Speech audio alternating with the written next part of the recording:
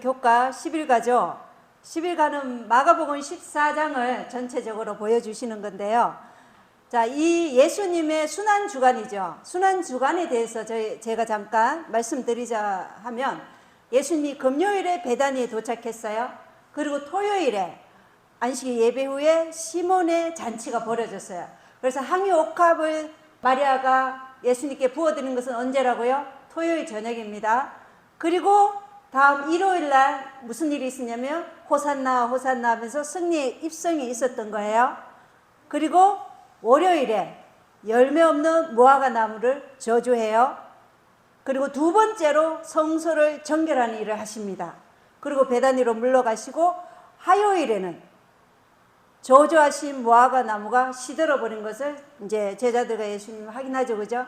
저주하신 무화과 나무가 시들었고, 그리고 이 날이 화요일이 예수님이 성전에서의 마지막 날이에요.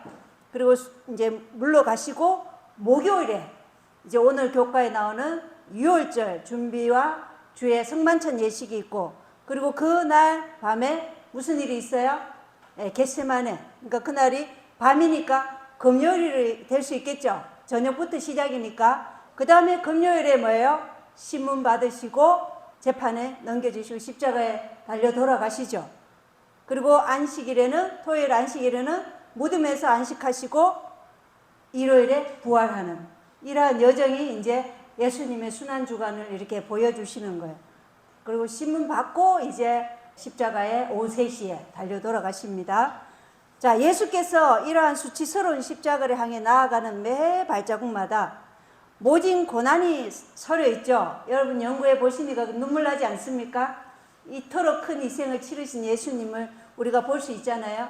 그리고 예수께서 당하시는 모든 과정들이 세세하게 대중들에게 모두 공개되고 있어요.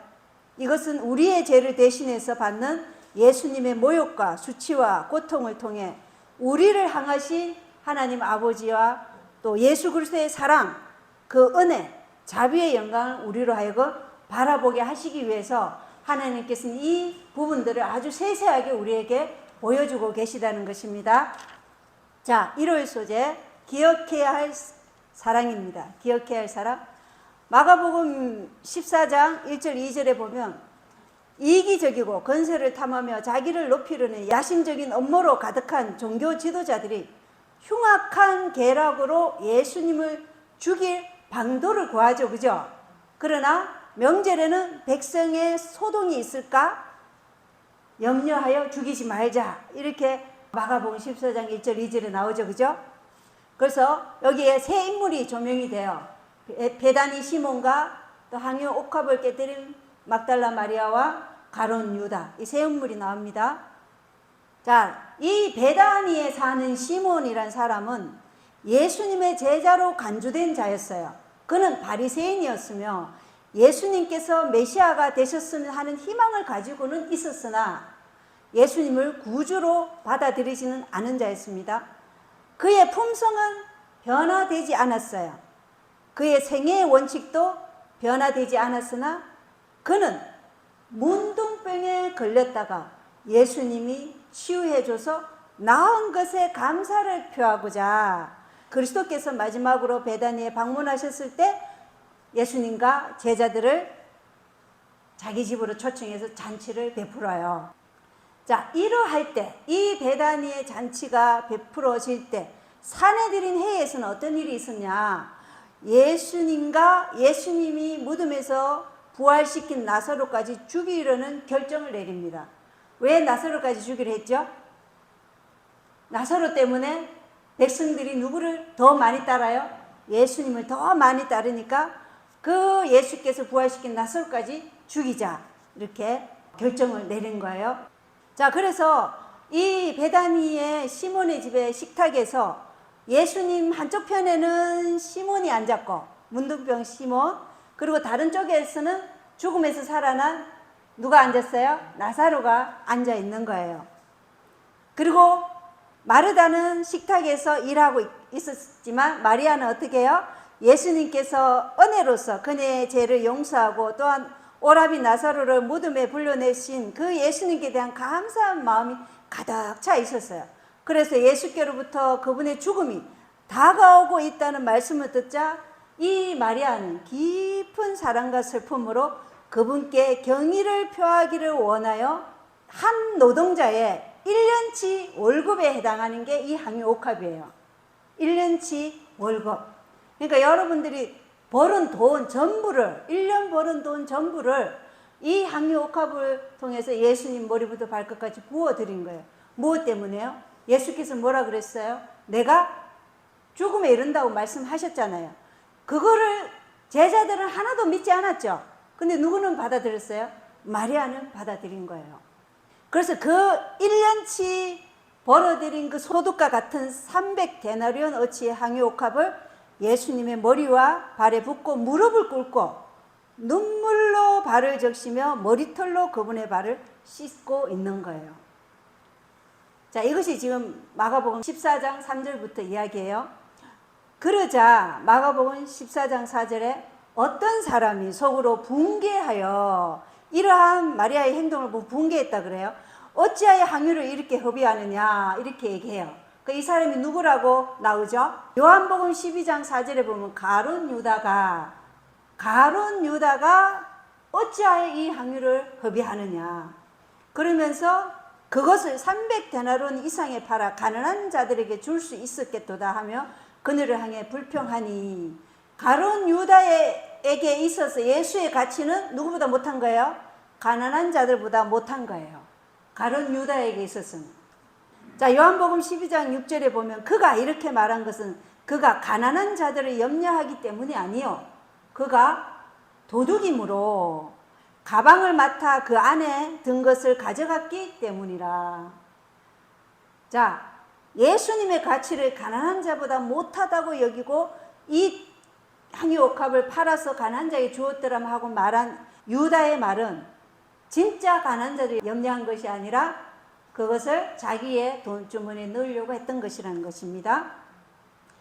자, 그러자 마가복음 14장 6절에 예수님께서 이르시되 그녀를 가만두어라. 어찌하여 그녀를 괴롭게 하느냐? 그 여자는 내게 선한 일을 하였느니라. 자, 우리의 선한 일은 우리 안에 있는 것이에요? 아니면 하나님께서 우리의 마음과 정신에 역사하신 일이에요? 하나님께서 역사하신 일이죠. 그래서 시대의 소망에는 성령께서 그녀를 위하여 계획하셨으며 그녀는 성령의 강건하심에 순종하였던 것뿐이다, 이렇게 되어 있어요. 그래서 눈에 보이지 않는 존재가 마리아의 정신과 마음에 말씀하시고 마음을 움직여서 행동하게 하신다는 거예요. 그래서 우리가 사람들 나 하나님의 음성을 들었어, 이것은 곧 뭐예요?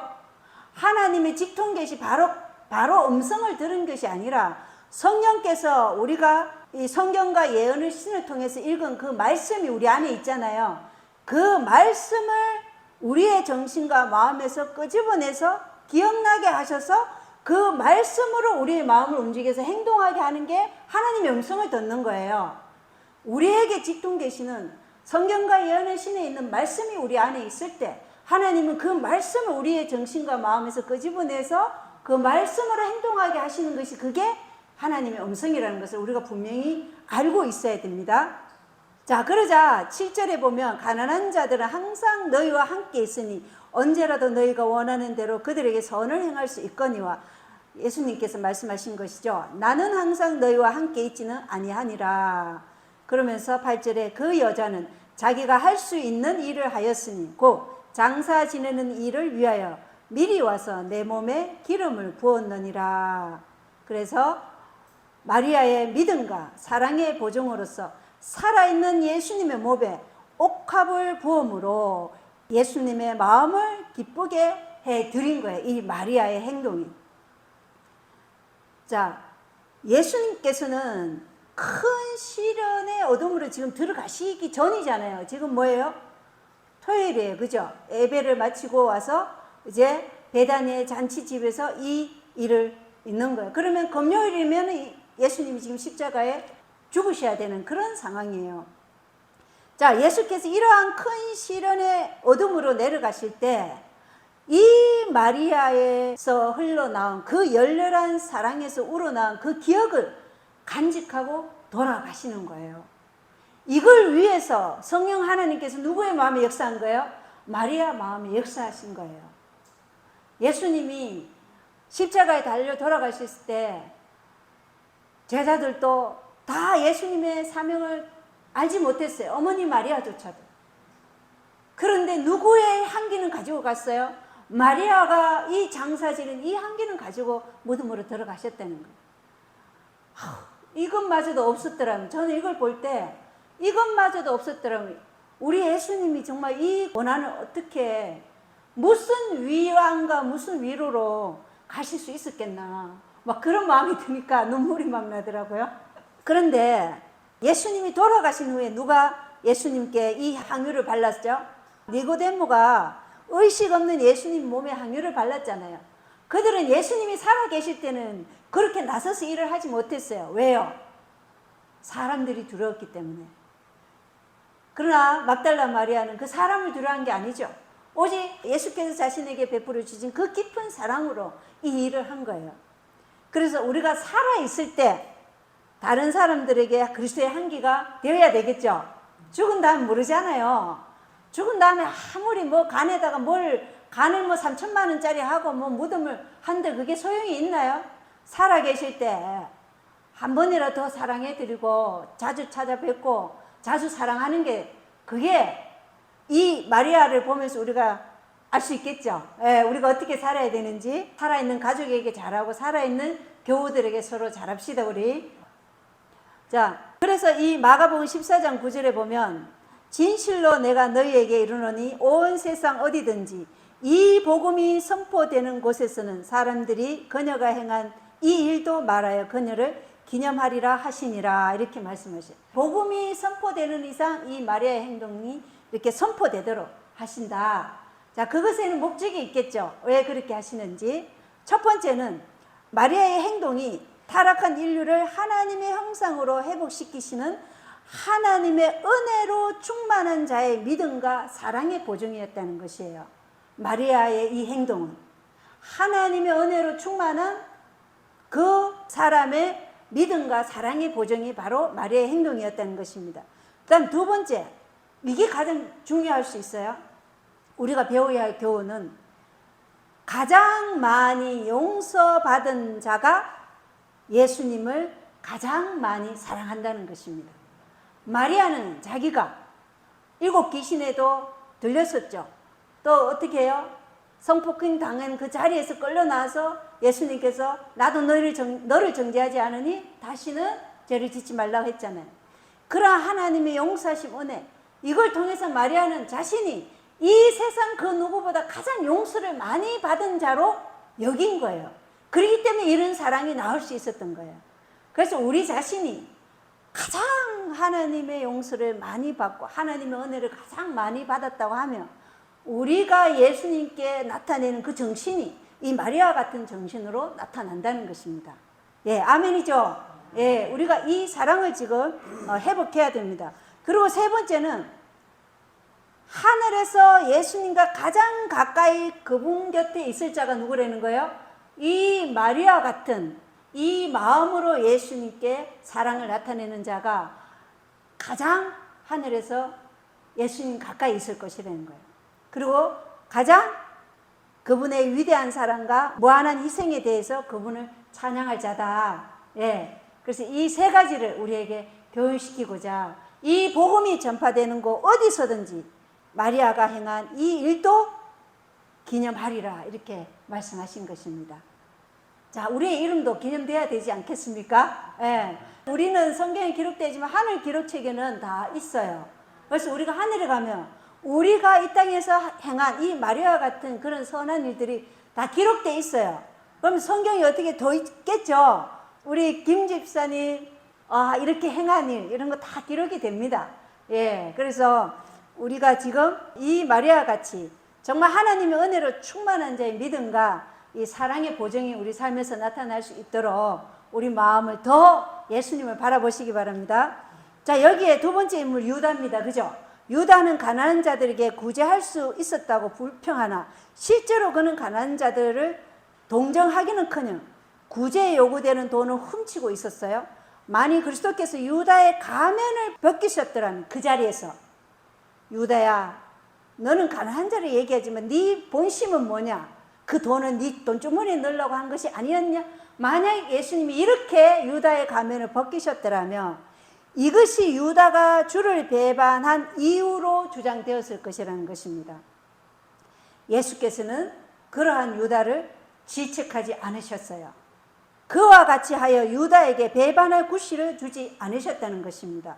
그래서 우리가 그 사람이 어떤 마음을 가지고 있는지 알더라도 우리는 그 죄인을 향한 우리의 태도가 어떻게 된다는 거예요? 예수님과 같아야 된다는 것을 보여주시는 거예요. 그러나 예수께서 유다에게 던지신 시선이 있죠. 그죠? 그 시선은 구주께서 유다의 위선을 통찰하고 유다의 천하고 비열한 성격을 아신다는 사실로 그는 깨달았어요. 시선은 피할 수가 없죠. 그리고 유다에게 매우 혹독하게 정죄받은 마리아의 행위를 칭찬하심으로 유다를 책망하셨다. 자, 유다를 어떻게 책망하셨다고요? 유다는 마리아의 그 행동을 매우 혹독하게 정죄했어요. 이 성경에는 이 정도로 나오지만 실제로는 그보다 더 혹독했다는 것이에요. 그죠? 예언의 신을 통해서 보면 혹독하게 정죄받은 마리아의 행위를 칭찬하심으로 유다를 책망하셨어요. 그리고 이 일 전에는 구주께서 결코 유다를 직접 책망하신 일이 없으셨다는 것입니다. 이제 이 질책이 유다의 마음에 사무쳤고 그는 어떻게 해요? 예수님께 복수하기로 결심합니다. 이때가. 그리고 마가복음 14장 10절 11절에 보면 이 가룟 유다가 종교 지도자에게 가서 은 30냥에 예수님을 넘겨주기로 약속하고 그리고 방도를 구상하는 그 내용이 나오죠. 이때 팔기로 약속하고 나중에 언제 성만찬 예식 때 빵을 받고 그리고 나가죠. 그죠? 그러니까 토요일에 팔기로 결심하고 그리고 성만찬 예식에 목요일 저녁에 그 빵을 받고 나가는 거예요. 예, 이렇게 유다의 행동이 되어 있습니다. 자, 그리고 나병 환자 시몬에 대해서 나병 환자 시몬은 누가복음 7장 39절에 보면 바리새인 시몬이 예수님이 많이 대언 자라면 자기에게 손을 대는 이 여자가 누구이며 또 어떤 여자인 줄 알았으리라. 그 여자는 죄인이니라. 자, 바리새인 시몬이에요. 그는 구주를 메시아로는 받아들이지 않았죠. 그의 생애에 변화도 없었어요. 그러자 예수님이 이 시몬에게 어떻게 하셨냐면은 누가복음 7장 40절에 500데나리온 빚진 자와 50데나리온 빚진 자 이 둘이 있는데 모두 갚을 길이 없어서 주인이 그 빚을 탕감해 주었다. 그러면 둘 중에 누가 더 그 주인을 사랑하겠느냐 그랬어요. 누가 더 사랑하겠어요? 더 큰 빚을 탕감받은 자겠죠. 그럼 500데나리나 50은 몇 배 차이에요? 10배 차이잖아요. 그죠? 그러니까 더 많이 죄를 용서 안 받고 은혜를 받은 자가 더 많이 하나님을 사랑한다는 거, 그 주인을 위해서 섬긴다는 거죠. 근데 여러분 시대 소망 62장에 보면 이 막달라 마리아를 죄로 유인하고 폭행한 자가 바로 이 나병 환자 시몬이라고 그래요. 그 가늠하다 붙잡혀온 자의 그 장본인이 누구냐면 이 시몬이라는 거예요. 그러나 시몬은 자신이 마리아보다 더 의롭다고 여긴 거예요. 그러나 예수께서는 시몬의 죄가 500데나리온으로 마리아보다 더 죄가 크다는 것을 이 비유를 통해서 말씀하십니다. 그리고 예수님의 말씀을 듣고 시몬은 그가 바리새주의의 두루마기를 걸치고 있었고 예수님의 동정을 멸시하였고 예수님을 하나님의 대표자로 인정하지 않았음을 깨달았으며 손님들 앞에서 공공연하게 자기를 책망하지 않으신 예수님의 친절로 감동이 되었어요. 그리고 자신이 죽게 진 빚의 크기를 깨달았으며 회개함으로 이 거만한 바리새인은 겸손하고 자아를 희생하는 제자가 되었다. 이렇게 말씀하고 있어요. 자, 마지막 만찬입니다. 목요일에 최후의 만찬 준비합니다. 그죠? 6월절은 애굽의 속박에서 이스라엘이 구원받은 기념으로 세워진 것이죠. 그리고 해마다 이스라엘 백성들은 자손들이 이 의식의 뜻을 물을 때마다 그 역사를 되풀이해서 말해주도록 하나님께서 지시하셨어요. 이렇게 함으로 하나님의 경이로운 구원이 모든 사람의 마음에 새롭게 간직되도록 하신 것입니다. 그래서 예수 그리스도께서는 십자가에 가시기 전에 이 유월절 의식과 성만찬 예식, 이 두 큰 축제 사이에 전환점이 된 것이 뭐예요? 십자가 의식이었던 것입니다. 그래서 이 유월절 음식을 잡수실 때 4,000년 동안 예수님의 죽음을 지적하여 온 예표와 의식을 끝내실 큰 희생에 대한 기념이 될 예식을 성만찬 예식으로 세운 거예요. 그래서 성만찬 예식은 그리스도의 죽음의 결과로 이루어진 큰 구원을 기념하기 위하여 주신 것이에요. 그래서 예수 그리스도께서 그리스도의 죽음을 뭘로 기념하라고요? 성만찬 예식으로 기념하라고 그렇게 말씀하셨어요. 그래서 어린 양을 먹을 큰 다락방을 예비하고 제자들하고 다 모였죠. 그리고 성만찬 예식에 누룩 없는 빵과 바로 되지 아니한 포도즙이 식탁에 놓여 있죠. 그래서 이것은 바로 베드로전서 1장 19절에 보면 오직 흠도 없고 점도 없는 어린 양을 대표하죠. 그죠? 그래서 우리가 이 요한복음 13장에 보면 이 성만찬 예식 전에 뭘 해요? 세중 예식을 하죠. 예, 서로 발을 씻겨주는 것. 그래서 예수님이 그 자신을 팔려고 하는 그 가룟 유다의 발을 끝까지 섬김으로 씻어주잖아요. 그죠? 이것이 우리가 하나님의 백성을 향한 우리의 자세가 된다는 것이에요. 우리는 그 사람을 위해서 끝까지 그가 회개하도록 하는 것이지 정죄하여 실족하게 하는 것이 우리의 사명이 아니라는 것. 그것을 예수님께서 보여주셨어요. 예수님께서는 유다의 은밀한 목적을 예수께서 알고 계시지만 제자들에게 이렇게 섬기는 것이 너희가 나의 제자로서 섬기는 일이다. 그래서 내가 섬기는 모범을 보여줬으니 너희도 서로 이렇게 섬겨라.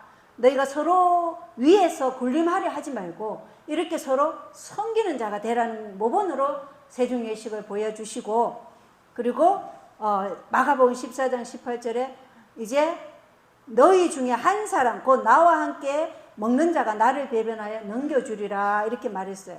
그래서 제자들이 한 사람씩 주여 내니까 주여 내니까 다 물어봤어요. 유다만 빼고. 그러자 예수님이 말씀 안 하니까 사도 요한이 주여 누구이니까 이렇게 물어봤어요. 그러니까 예수님 뭐랬어요? 내가 빵 한 조각을 적시다 주는 자가 그니라. 이게 요한복음 14장 26절에 있어요. 내가 빵 한 조각을 적시다 주는 자가 그니라 하시고 빵 한 조각을 적시사 시몬의 아들 가롯 유다에게 주시니라 이렇게 나와 있어요. 그리고 같은 표현을 마가복음 14장 20절에는 나와 함께 대접에 손을 넣는 자니라 이렇게 얘기해요. 그리고 시대의 소망에 보면 침묵을 지키던 유다가 제자들의 감시를 피하려고 선생님이여 그게 나니까 이렇게 마태복음 24장 25절에 또 얘기해요. 그분께서 그에게 이르시되 내가 말하였도다 하시니, 또 마태복음 24장에 이렇게 또 표현이 있어요. 자, 그러면서 요한복음 14장 30절에 유다가 빵 조각을 받고 나가니 이렇게 얘기했어요. 그리고 마가복음 14장 22절에는 유다가 밖으로 나간 뒤 이제 예수님은 최후의 만찬 그 빵을 집으사 제자들을 축복하시고 이것은 내 몸이니 받아서 먹으라. 또 포도즙 잔을 집으사 감사를 드리시고 이것은 죄들의 사면을 얻게 하려고 많은 사람을 위하여 흘린 나의 피 곧 새 상속 언약의 피니라 하시면서 그들과 빵과 포도즙으로 성만찬 예식을 하시는 내용이 나오죠. 예수께서는 우리의 죄를 용서해 주시기 위한 대속주가 되신 것입니다. 요한복음 6장 54절에는 누구든지 내 살을 먹고 내 피를 마시는 자에게는 뭐가 있다고요? 영원한 생명이 있나니 마지막 날에 내가 그를 일으키리라. 그래서 우리가 성만찬 예식을 통해서 우리가 분명히 알아야 될 내용이 있어요.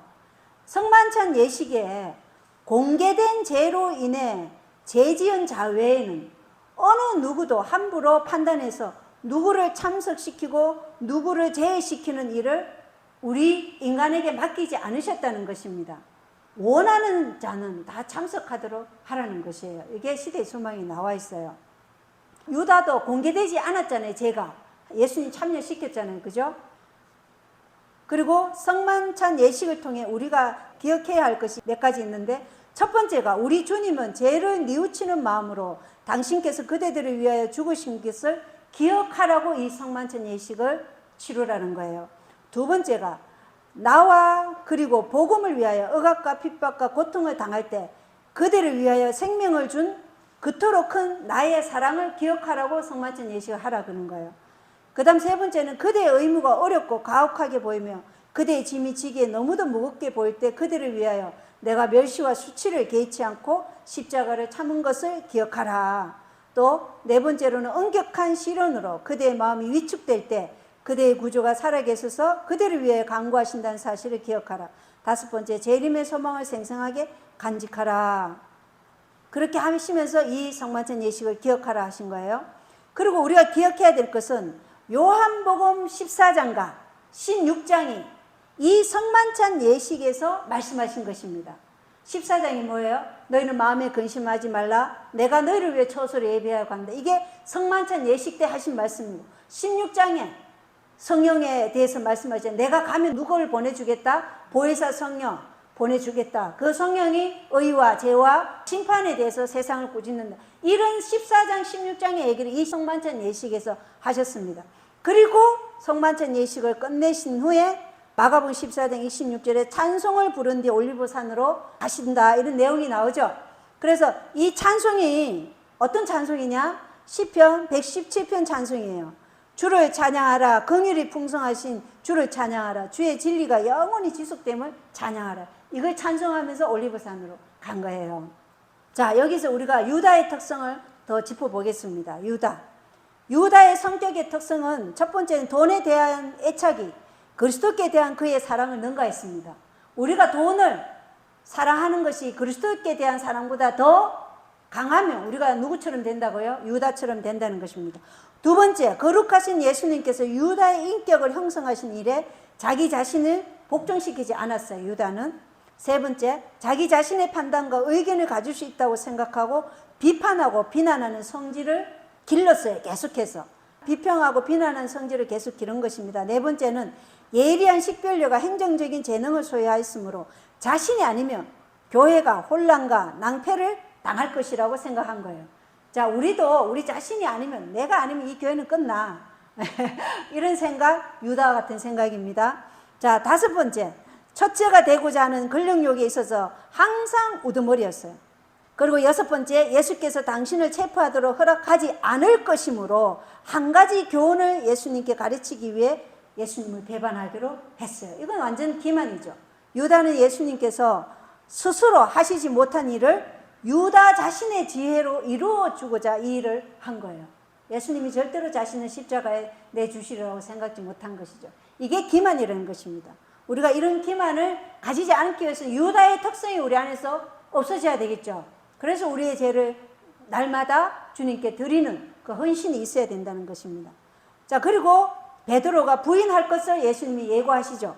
마가복음 14장 27절에 보면 예수님께서 이 밤에 너희가 다 나로 인하여 실족하리라. 기록된 바 내가 목자를 치리니 양들이 흩어지리라. 이것은 스가랴 13장 7절을 인용한 것이에요. 그러자 베드로가 뭐라 그래요? 모두가 실족할지라도 나는 그렇지 아니하리라. 예수님께서 베드로에게 내가 이 밤에 수탉이 2번 울기 전에 내가 3번 나를 부인하리라. 그러자 베드로가 또 얘기하죠. 내가 주와 함께 죽을지언정 결코 부인하지 않는다. 주를 부인하지 않겠다. 이렇게 얘기하고 누가복음 22장 33절에는 감옥에도 죽는 데도 갈 각오가 되어 있나이다. 이렇게 말해요. 이 베드로의 성격의 특성이 있습니다. 베드로가 이렇게 자신감 있게 얘기했잖아요. 이게 성격의 특성이 첫 번째는 구원받았다는 자만심이 그를 자기 파멸로 가도록 입증한 거예요. 자기는 자신 있다는 거예요. 자기 스스로에게. 나는 감옥에 가도 죽는 데 가도 주를 부인하지 않고 나는 거기까지도 갈 각오가 되어 있다. 이러한 자신감이, 자부심이, 이 자부심은 자기는 구원받았다는 자부심에서 나온 거거든요. 이 자기 자부심이 자기 파멸임을 입증한 것입니다. 자, 두 번째 베드로의 특성을 보면 베드로 자신보다 베드로를 더 잘 아시는 그리스도께 대한 더 깊은 믿음이 부족했다는 것입니다. 예수님이 그런 말씀하실 때 베드로가 어떻게 해야 돼요? 자신감이 없었더라면 예수님이 나에게 이런 말 해 주시면서 깨어 있으라 그랬잖아요. 이런 말씀을 해 주실 때 나는 어떻게 해야 돼요? 예, 주님 알겠습니다. 이렇게 해서 제가 어떻게 하면 되겠습니까? 이렇게 물어봐야 되죠. 그죠? 어떻게 하면 제가 예수님을 부인하지 않겠습니까? 이렇게 했어야 되는 거예요. 그런데 그러한 그리스도께 대한 더 깊은 믿음이 부족으로 그렇게 하지 않았어요. 세 번째, 여기 시대의 소망 673쪽에 보면 이기주의와 철면피함이 베드로에게 있었고, 또 네 번째는 억제하지 못하는 죄가 있었어요. 또 다섯 번째, 주의성 없는 정신, 여섯 번째, 성화되지 못한 성질, 일곱 번째는 시험에 뛰어드는 부주의함. 예, 이것이 베드로의 특성이라는 것입니다. 그래서 우리도 유다 같은 특성, 베드로 같은 특성 다 있죠. 문둥병 시몬과 특성 우리 안에 다 있어요. 이것들이 마지막에 우리 안에서 나타나지 않도록 지금 예수님께서 우리의 마음을 살피사 우리 안에 어떤 제약이 있는지 드러내 주시고 그것을 버리게 해달라고 지금 기도하면서 매 순간 우리가 진리로 승리하려면 매 순간 뭐가 필요하다고요? 회개가 필요하고 겸손이 필요하다는 것입니다. 그래서 우리 자신이 이 유다와 같이 기만당하지 않고 베드로와 같이 사단의 유혹물이 되지 않도록 지금 우리가 겸손과 회개로 날마다 승리하는 삶을 살아야 되겠습니다. 그죠? 자, 화요일 소재입니다. 겟세마네입니다. 자, 마지막 최후 만찬이 끝나고 예수님과 제자들이 겟세마네로 떠납니다. 예수께서 십자가를 향하시기 전 마지막으로 격렬한 투쟁을 하셨던 곳이고, 겟세마네 동산은 인간의 운명이 결정되는 곳이에요.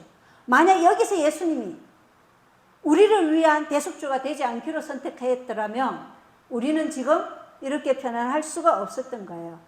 자, 예수께서는 우리의 죄를 위한 대속자요, 보증인으로서 고통받으셨어요. 이 모든 인류의 죄악의 무게가 예수님은 내려눌리는 거예요.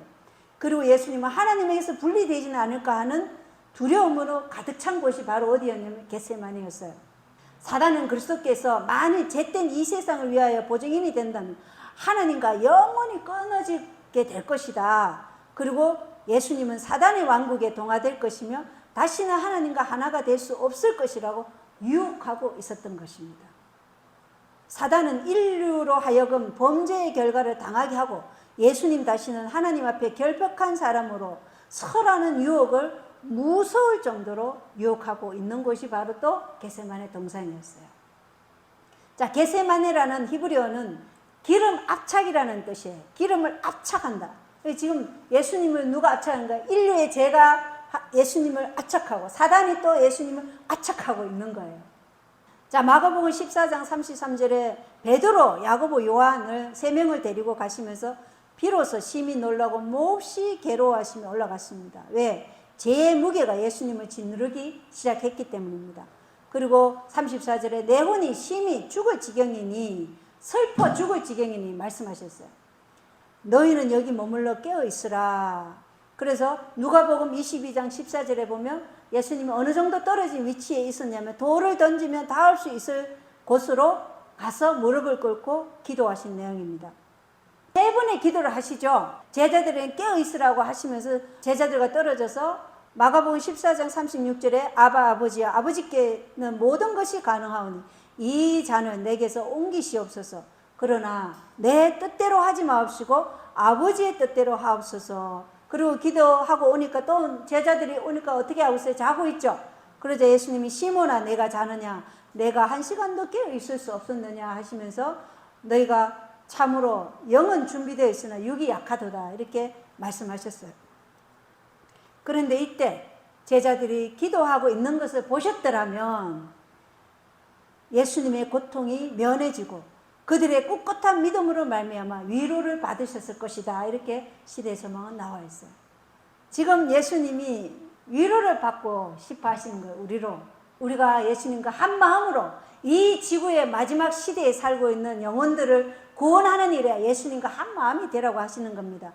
그리고 두 번째, 아버지여 내가 만일 마시지 않고서는 이 잔이 내게서 지나갈 수 없거든 아버지의 뜻이 이루어지기를 원하나이다. 이렇게 마태복음 26장 42절에 또 얘기하고 있어요. 또 돌아와 보니 세 제자들이 다시 자고 있어요. 그리고 세 번째 또 고뇌에 차서 더욱 간절히 기도하니 세 번째는 그분의 땀이 뭐가 돼요?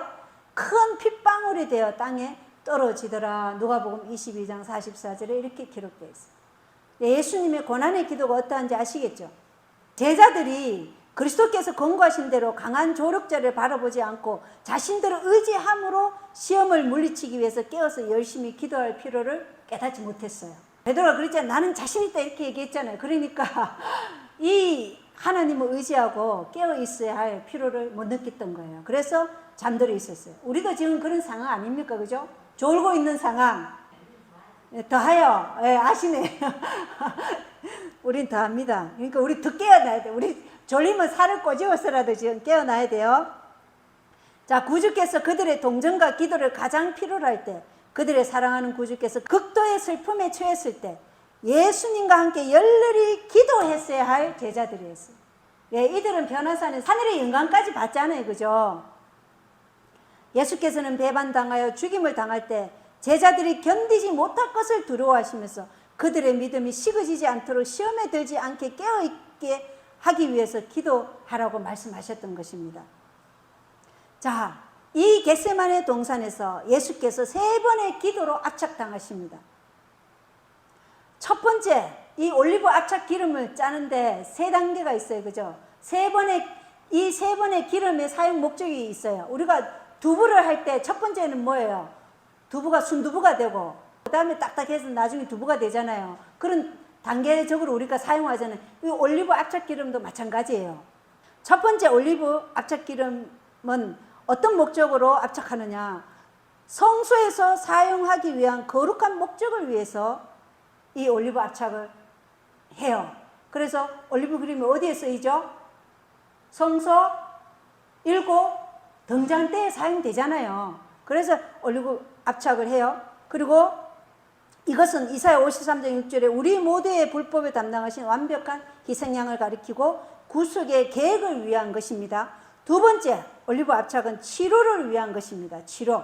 자, 그래서 이사야 53장 5절에 그가 채찍을 맞음으로 우리가 고침을 받는다 이렇게 말씀하시죠. 올리브 기름이 치료를 위해서 쓰이죠. 그래서 첫 번째는 성소를 위한 것이고 그 다음에 나오는 기름은 치료를 위해서 써요. 그리고 세 번째는 뭘 위해서 쓰냐면 비누로 사용하기 위해서 씁니다. 비누를. 그래서 이 비누는 모든 죄로부터 우리를 정결케 하시는 예수님의 대속의 피로서 나를 씻기시는 비누를 만들기 위해서 예수님은 3번의 압착 기름이 되신 것입니다. 그리고 이 3번의 기도는 바로 요한복음 17장에 나오는 그 기도를 말씀하시는 거예요. 요한복음 14장, 16장은 성만찬 예식 때 예수님이 말씀하신 거라고 말씀드렸죠. 그럼 15장은 어디에서 했느냐? 15장은 이 겟세마네 동산에 들어가기 전에 그 갈람산 기슭에서 15장 말씀을 하셨어요. 15장 말씀이 뭐예요? 나는 참 포도나무요 너희는 가지니 이렇게 말씀하셨잖아요. 그래서 15장의 말씀을 하시고 그 다음에 이 기도를 하시기 위해서 제자들과 떨어지고 이 기도가 다 끝난 다음에 동산 안으로 들어가십니다. 유다가 그 예수님을 잡으러 온 그 장소로 들어가셔요. 이렇게 진행이 되고 있어요. 그래서 요한복음 17장은 첫 번째 기도 내용이 주님께서 먼저 인류의 죄의 짐을 지시는 자신을 위한 기도를 하신 거죠. 요한복음 17장 기도가.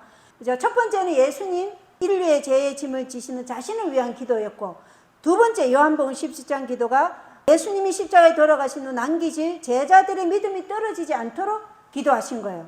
그 다음에 요한복음 17장 세 번째 기도가 이 제자들을 통해 예수 그리스도를 믿을 모든 성도들을 위한 기도를 세 번째 하셔요. 그래서 겟세마네에서 하신 세 분의 기도의 요점이 바로 요한복음 17장이다. 그래서 우리가 성경을 읽을 때 이렇게 연결해서 읽으셔야 됩니다. 자, 겟세마네에서 예수님이 나를 위해서 어떤 일을 이루셨냐? 자, 첫 번째는 뭐냐면 나를 위해 그분은 인류의 죄의 무거운 짐을 지셨다는 것. 누구의 죄? 내 죄를 지셨다는 것입니다. 두 번째는 나를 위해 아버지와의 분리를 견디셨다는 것입니다. 분리. 이거는 둘째 사망이에요. 우리는 어느 누구도 지금 둘째 사망을 당한 사람 아무도 없어요. 예수님 외에. 그죠? 예수님은 둘째 사망, 아버지와의 영원한 분리를 견디셨던 것입니다. 그리고 세 번째, 나를 위해 하나님의 진노의 잔을 받아들입니다. 네 번째, 나를 위해 홀로 포도즙 틀을 밟으신 것입니다. 홀로 걸어가셨죠. 혼자 기도하고 예수님과 함께 기도해 줄 사람이 단 한 사람도 없이 홀로 기도하시고 홀로 십자가에 달려 돌아가셨다는 것은 이사야 63장 3절에 홀로 포도즙 틀을 밟으셨다는 것입니다.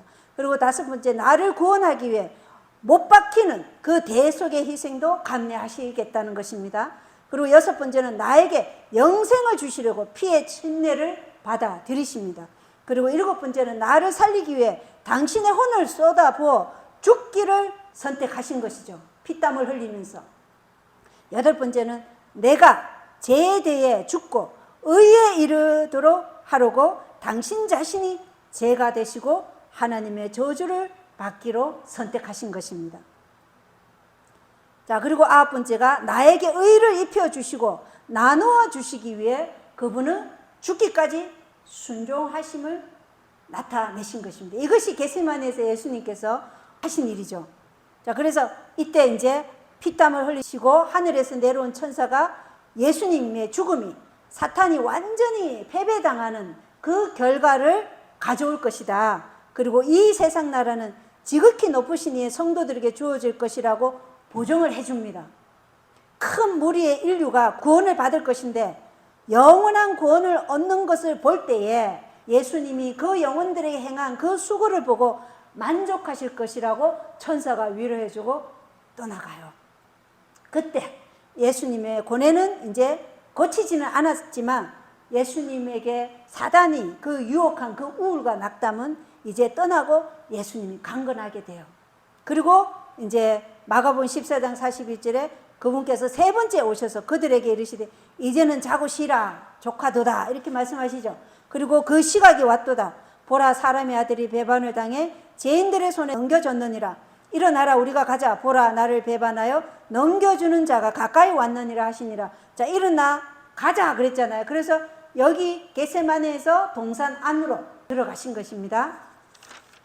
자, 수요일 소재입니다. 다 버리고 예수에게서 도망하니 보라 나를 배반하여 넘겨주는 자가 이제 가까이 왔다 그랬죠. 그래서 마가복음 14장 43절에 유다가 수제사장들과 서기관들과 장로들이 보낸 큰 무리와 함께 칼과 몽둥이를 들고 함께 온 것을 보죠. 그죠? 그리고 유다의 암호가 뭐였어요? 내가 입을 맞추는 사람이 누구라고요? 예수다. 그를 잡아라. 네, 이렇게 얘기한 거죠. 그래서 예수님이 유다가 입을 맞추자 누가복음 22장 48절에는 유다야 내가 입 맞춤으로 사람의 아들을 배반하느냐 이렇게 말씀하셔요. 그리고 유다야 네가 입 맞춤으로 사람의 아들을 배반하느냐 이 호소는 반역자의 양심을 일깨우고 완고한 마음을 감동시켰을 것이라는 것입니다. 그런데 사탄에게 자신을 내준 유다는 사탄을 대항할 아무런 능력이 없었어요. 그래서 마지막에 우리가 기만당해서 내가 내 자신을 의지한다거나 내 자신을 신뢰한다는 거나 아니면 내 자신에 대한 자부심을 가지고 있으면 그 성령의 호소에 우리가 반응할 수 있는 능력이 없어요. 왜? 사단이 우리를 잡고 있기 때문에. 그래서 매 순간 회개와 겸손이 필요하다는 것입니다. 시편 41장 9절에 보면 참으로 내가 신뢰한 나의 친한 친구 곧 내 빵을 먹은 자가 자기 발꿈치를 들어 나를 대적하였나이다 하는 그 시편의 말씀이 지금 성취되고 있는 것이죠. 그래서 요한복음 18장 4절로 6절에 보면 예수님이 너희가 누구를 찾느냐 그러니까 그들이 나사렛 예수라 그러니까 예수님이 내가 그로다 이렇게 말씀하시죠. 그리고 그때 내가 그로다 할 때 예수님 얼굴에서 뭐가 나타나요? 신성이 나타나므로 거기에 있던 모든 무리들이 땅에 쓰러져요. 그리고 제자들은 저희 주께서 자신을 잡히도록 내주시지 않으리라고 철떡까지 믿었어요.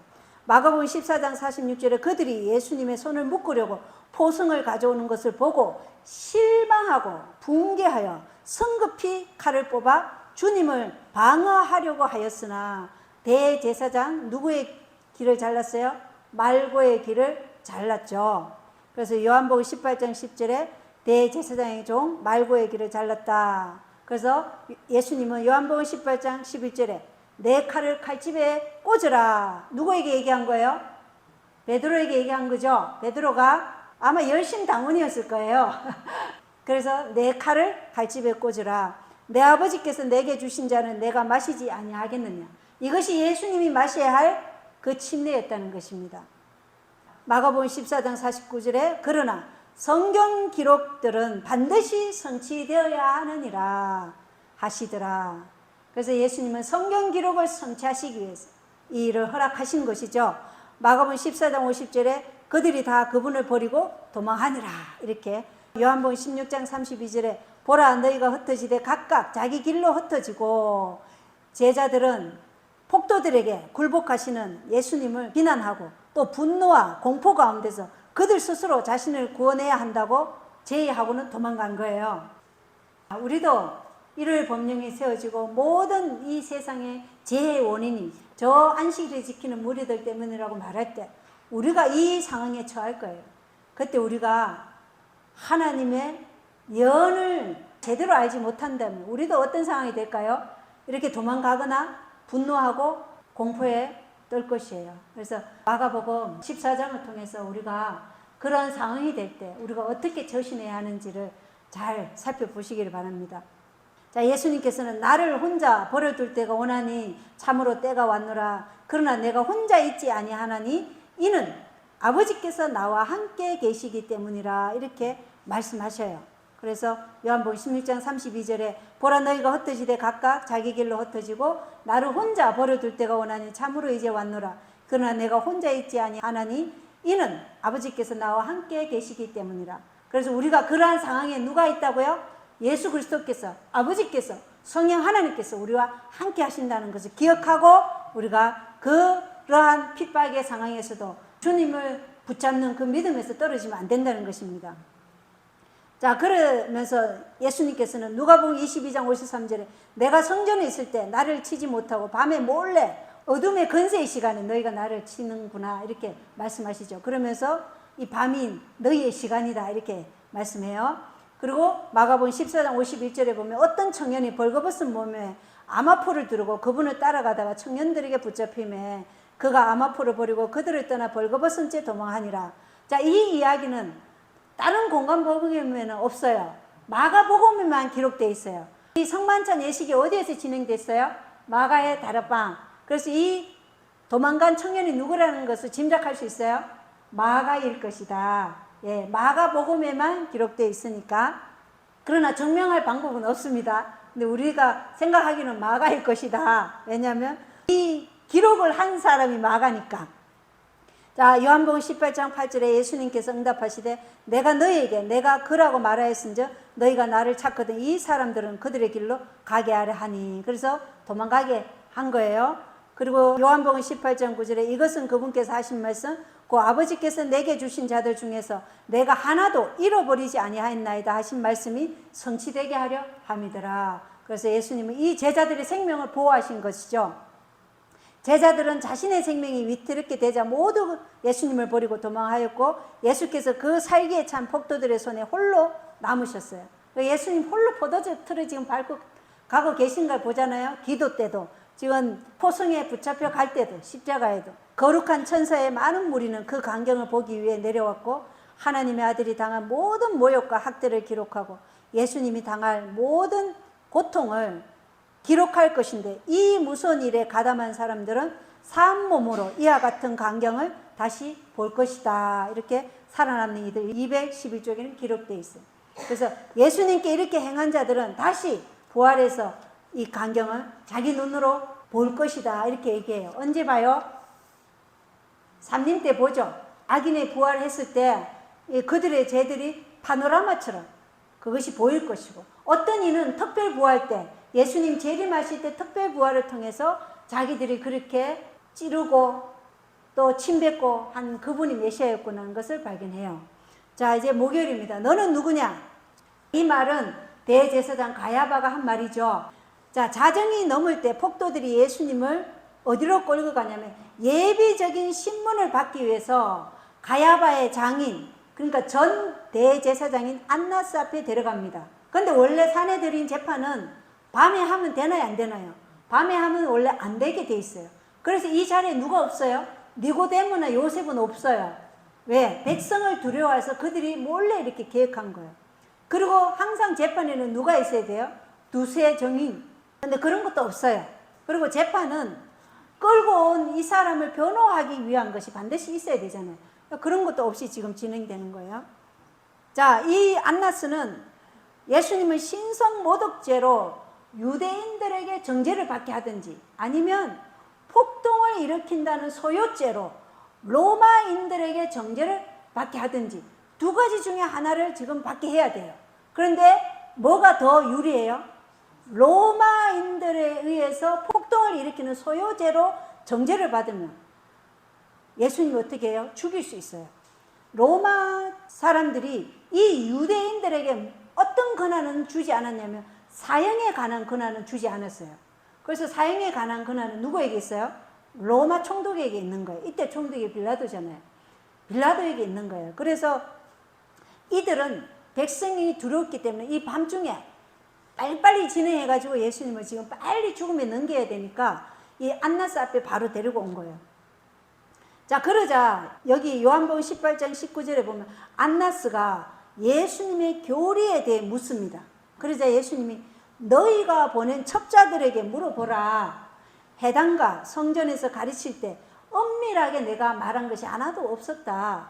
그들이 너희가 보낸 첩자들이 다 안다. 이렇게 얘기했어요. 그러자 안나스는 예수님의 결정적인 대답에 말문이 막혀 더 이상 말을 걸지 못했어요. 그리고 예수님이 그 눈을 보니까 자기의 죄를 덜쳐낼까 봐 더러워서 어떻게 해요? 더 이상 말을 못한 거예요. 자, 그러자 안나스의 그 자리에 있던 직무 수행자 중 한 사람이 예수님을 손바닥으로 칩니다. 그러자 예수님은 보복에 불타는 말씀을 하지 않고 인내심과 온화한 마음, 도발을 받아도 성내지 않으려는 마음으로 예수님이 말씀하시죠. 왜 나를 치느냐? 그리스도께서는 능욕과 모독으로 심한 고통을 당하시지만 당신이 창조하고 또 위하여 무한한 희생을 치르시려고 하는 자들의 온갖 모욕을 당하시죠. 예수님은 당신의 완전한 거룩함과 죄에 대한 당신의 정오심에 비례하여 고통을 당하셨어요. 그러나 예수님은 차분하게 그들에게 도발하지 않은 그 마음으로 그들에게 말씀하고 있는 거예요.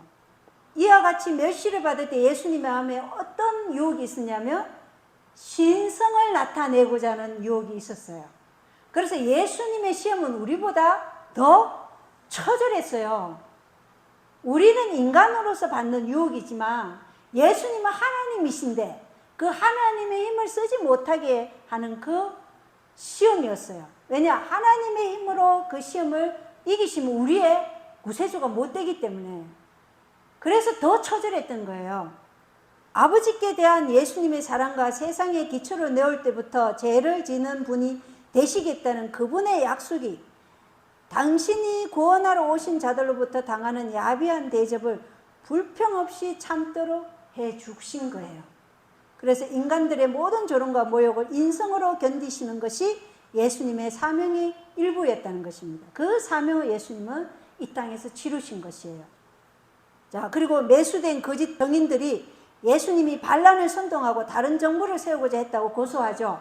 그래서 그 고소가 마가복음 26장 61절에 보면 하나님의 성전을 헐고 사흘 만에 지을 수 있다고 얘기했다. 이렇게 고발하잖아요. 그러나 그 고발도 그 정인들끼리의 말도 일치하지 않고 그러자 안나스가 누구에게로 보내요? 지금 현 대제사장이 가야바에게로 보냅니다. 자, 가야바에게로 보내졌는데 예수님이 가야바의 묻는 말에 대답하지 않아요. 그러자 가야바는 예수님 자신이 당신 자신을 정죄하도록 결정적이고 최후 수단으로 예수님 자신에게 물어보죠. 어떤 물음을 해요? 대제사장 가야바가 내가 찬송받으실 이의 아들 그리스도냐? 이렇게 물어요. 그러자 예수님께서 이르시되 내가 그니라. 사람의 아들이 권능의 오른편에 앉아있는 것과 하늘의 구름들 가운데서 오는 것을 너희가 보리라 하시니 이렇게 말씀하셔요. 그러니까 잠잠할 때와 말할 때가 따로 있다. 시대 소망이 이렇게 되어 있어요.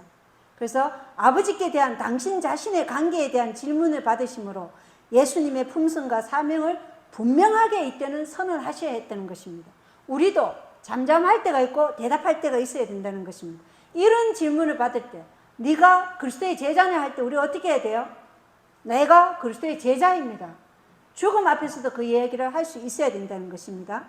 자, 가야바는 사두개인으로서 부활, 심판, 내세, 천사에 관한 교리를 부인함으로 예수님의 말씀은 그의 급수를 찔렀어요. 예수님이 뭐라 그랬어요? 사람의 아들이 권능의 오른편에 앉아있는 것과 하늘의 구름들 가운데서 오는 것은 너희가 보리라 그랬기 때문에 그의 급수를 찌른 거예요. 그는 이 모든 교리를 믿지 않았기 때문에. 그러자 그가 어떻게 했어요? 대제사장의 옷을 찢었죠. 그러나 레위기에서 보면 대제사장의 옷을 찢는 것은 사형감이었어요. 죽임을 당해야 했던 일이에요. 왜? 대제사장의 의복은 누구를 예표하기 때문에? 그리스도를 예표하는 것이기 때문에 절대로 찢으면 안 된다는 것입니다. 근데 이때 가야바의 재판정에서보다 더욱 심한 고통으로 그리스도의 마음을 찢는 일이 있었는데 그게 무슨 일이었죠? 베드로가 예수님을 3번이나 부인하는 일이 있었던 것이죠.